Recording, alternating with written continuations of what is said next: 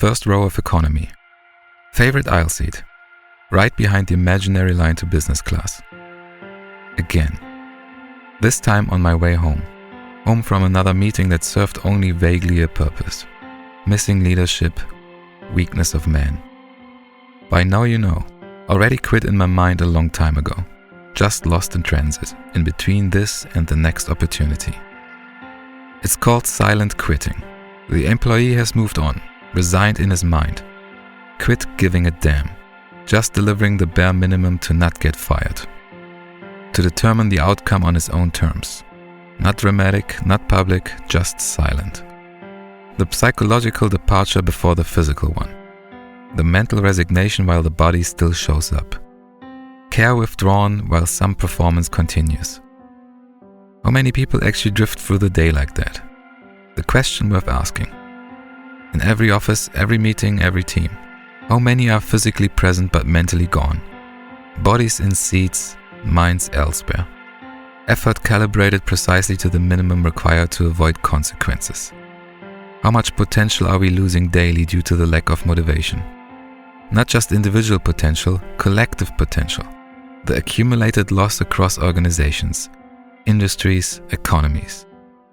Millions of people showing up without caring, executing without investing, performing without believing. The waste is staggering. But nobody measures it, nobody wants to acknowledge it. The main reason for people quitting are their boss or colleagues. Not the work itself, not the compensation, not the industry or the company mission.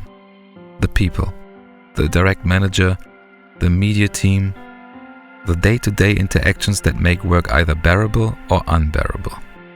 And over the last 50 years, it's more than certain that the modern workplace has become a toxic minefield. Workplaces have become more political, more sensitive, more dangerous to navigate, more exhausting to survive. By now you know why. Emotions. Political correctness. If stoicism is not the norm, everything and anything can be misinterpreted. One comment becomes a microaggression. One question becomes an attack. One suggestion becomes a threat. One observation becomes problematic. The emotional incontinence, the inability to separate feelings from facts, the refusal to distinguish between discomfort and harm. Therefore, HR departments, team building, feedback culture. The organizational response to emotional fragility. The systems built to manage feelings. The process designed to protect people from reality. HR as the emotional police. Team building as forced bonding. Feedback culture as controlled communication, while only positive feedback is actually welcome. Pathetic. Most employees these days know that they are not supposed to speak up. The unwritten rule, the understood boundary, the learned behavior.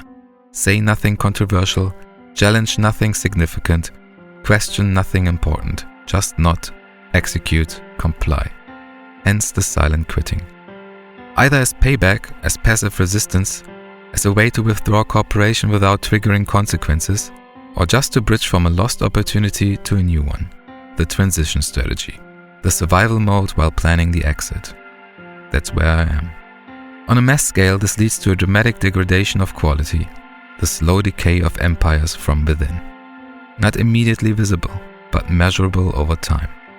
Products get slightly worse, services decline incrementally, standards slip gradually, excellent becomes average, average becomes acceptable.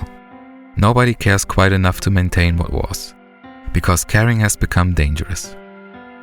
It's observable for anyone who pays attention. The evidence is everywhere. The decline becomes palatable, a pattern recognizable. You just have to be willing to see it, to acknowledge what's happening rather than pretending everything is fine. As an example, a colleague of mine spoke up during a regular meeting, trying to point out some inefficiencies, give suggestions to improve. Not aggressive, not personal, just factual observations about process problems, suggestions for better approaches. The reward?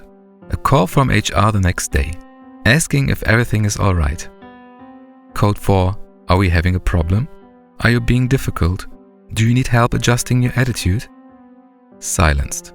That's the definition of a toxic workplace. A bureaucracy.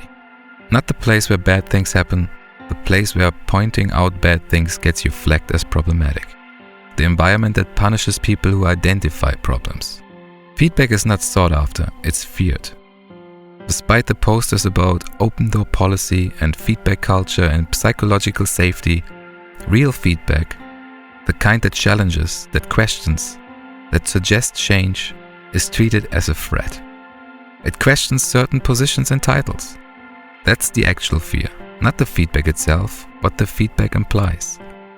If the process is inefficient, someone designed that process. If the system is broken, someone is responsible for maintaining it. If things aren't working, someone in leadership isn't leading. Feedback threatens the undeserved hierarchy, questions competence, exposes inadequacy. It's a mirror willfully ignored. The reality they won't acknowledge. The truth they can't face without their positions being threatened. Here I am, reflecting on an unnecessary trip on my way home. Boarding just complete. Back in the seat, first row economy, a familiar position, the known routine. Another trip that didn't need to happen, another meeting that could have been an email. Another day of performing engagement while being mentally departed. Takeoff comes next, destination mostly known. The plane will take off, will land, will arrive at the airport it's scheduled to reach. My professional destination, less certain. The next opportunity, not yet clear. The exit strategy, still in development.